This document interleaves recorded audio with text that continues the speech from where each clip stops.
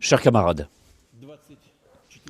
le 24 février a commencé l'opération militaire spéciale en Ukraine.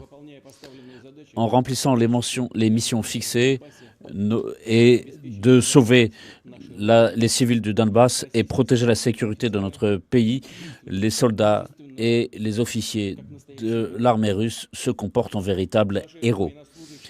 Nos militaires se battent avec vaillance en comprenant parfaitement la justesse de notre cause. Et même après leurs blessures, ils continuent à combattre, se sacrifiant leur vie pour sauver leurs camarades et les civils.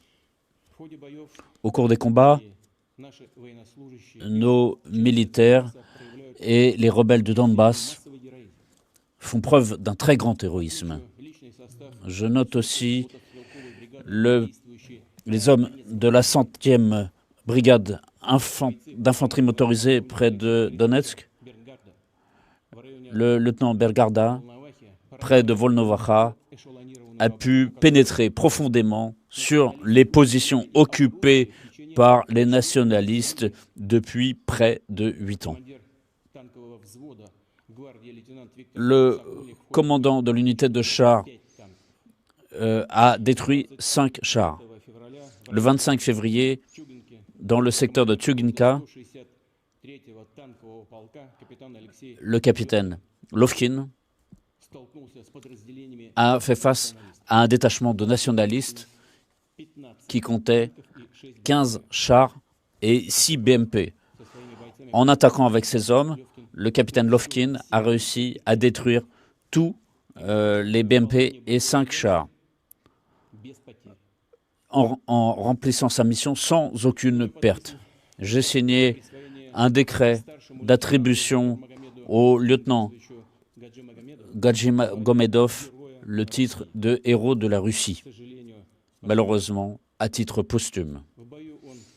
Au combat, il a mené ses hommes comme un véritable chef. Il a protégé ses subalternes. Gravement blessé, il s'est battu jusqu'au bout et a fait sauter une grenade sur lui-même et les ennemis qui s'approchaient de lui. Il comprenait très très bien à qui il a affaire, avec des néo-nazis qui torturent les prisonniers, les mutilent et les tuent. Je suis un Russe. Et évidemment, dans ma parenté, j'ai beaucoup de personnes. Mais quand je vois cet héroïsme comme ce jeune gars, Gadji Magomedov, originaire du Daghestan, lac de nationalité, et d'autres combattants, j'ai envie de dire, je suis lac, moi aussi, je suis daguestanais, je suis tchétchène, je suis ingouche, russe, tatar, russe, mordve, ossète. Nous avons plus de 300 groupes ethniques en Russie. Je ne peux pas tous les citer, mais je pense que vous me comprenez. Mais je suis fier du fait que je fais partie de ce monde, de ce pays, de ce peuple multinational de Russie. Et je suis absolument convaincu que les Russes et les Ukrainiens, c'est un seul peuple, malgré le fait qu'une partie des habitants de l'Ukraine ont été intimidés, effrayés par cette propagande néo-nazie. Et d'autres, évidemment, ont suivi consciemment la voie de Bandera et les autres adeptes qui ont combattu pendant la guerre aux côtés d'Hitler. Et le fait que nous combattons aujourd'hui les néo-nazis montre justement le déroulement des opérations. Les groupements, les détachements nationalistes néo-nazis qui comprennent notamment des mercenaires de l'étranger, du Moyen-Orient notamment, se servent des civils comme d'un bouclier humain. Je l'ai déjà dit, il y a des faits, il y a des documents, des photographies qui montrent qu'ils mettent des armes lourdes dans les quartiers résidentiels. Et c'est ainsi qu'ils agissent. Et c'est comme ça qu'agissent les bandits les plus extrêmes.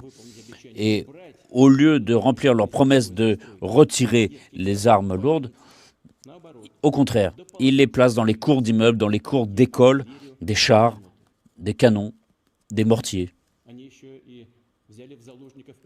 Ils ont pris aussi en otage des citoyens étrangers, et notamment des milliers d'étudiants qui faisaient leurs études en Ukraine. Ils ont bloqué pendant plus d'une journée à la gare de Kharkov 3170 étrangers. Et une grande partie d'entre eux sont toujours bloqués là-bas. Et c'est pareil aussi dans la ville de Souma, plus de 500. Les nationalistes ont tiré, ouvert le feu sur des étudiants chinois. 2 d'entre eux ont été blessés. Je le répète, des centaines d'étrangers cherchent à quitter la zone des combats. Mais ils sont bloqués. Ils sont pris en otage. Ou alors on leur propose d'évacuer, mais par Lvov vers la Pologne, c'est-à-dire de traverser toute la zone des combats, ce qui est évidemment un risque.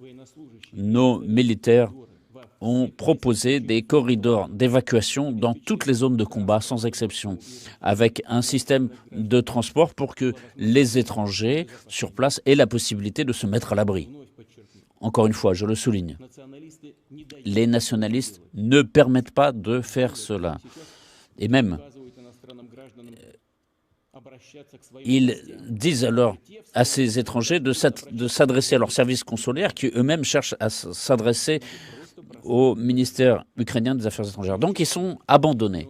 Il y a pire encore, les néo-nazis font de même avec leur propre population. Comme je l'ai dit, ils se servent de la population comme d'un bouclier humain. Et nos militaires constatent des faits, par exemple, dans les villes de Donbass, à Severodonetsk, par exemple, dans d'autres villes. Les nationalistes chassent les habitants des appartements pour, dans les étages inférieurs, y installent, en cassant les fenêtres, des armements lourds, des chars dans les cours d'immeubles, et dans l'étage supérieur, ils installent des mitrailleuses. Seuls les fascistes, les nazis, se battaient de façon aussi inhumaine vis-à-vis de la population civile. Et quand les troupes soviétiques, en libérant l'Ukraine, se battaient de cette façon, ils ont rencontré ça. Encore une fois, nos officiers, nos soldats essayent d'éviter ce genre de pertes dans la population civile. Et malheureusement, ils subissent eux-mêmes des pertes. Et notre devoir est de soutenir nos camarades qui se battent pour défendre la sécurité de notre pays, notre peuple, le peuple. À toutes les familles des blessés et des morts au combat, il y aura des assurances avec des indemnités à hauteur de 7 400 000 roubles, avec des compensations mensuelles à chaque membre de la famille des morts. Mais en plus, il me paraît important d'établir aussi des indemnités supplémentaires pour les militaires et tous les participants aux opérations dépendant d'autres services de l'État qui participent à hauteur de 5 millions de roubles. Tous les militaires blessés lors des opérations recevront aussi des indemnités, c'est-à-dire une assurance et une indemnité spécifique. Et ceux qui sont, par exemple, contractuels et qui se trouvent placés inaptes au service militaire recevront une indemnité de 2 900 000 roubles. Et il y aura aussi des indemnités mensuelles. Tout cela est déjà prévu par la loi. De plus, il me paraît important de prévoir des indemnités complémentaires à tous les militaires et autres membres des services qui participent actuellement à cette opération et qui ont été blessés à hauteur de 3 millions de roubles.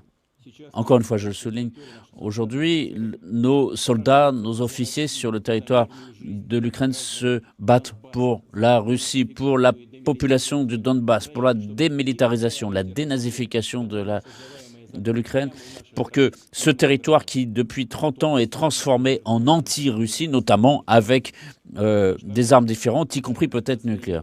Nous devons être fiers de nos forces armées. Nous allons continuer à célébrer la mémoire de nos camarades tombés au combat.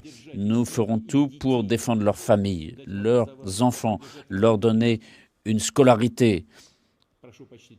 Je vous demande de célébrer la mémoire de ceux qui sont tombés au combat au cours de l'opération spéciale en Ukraine.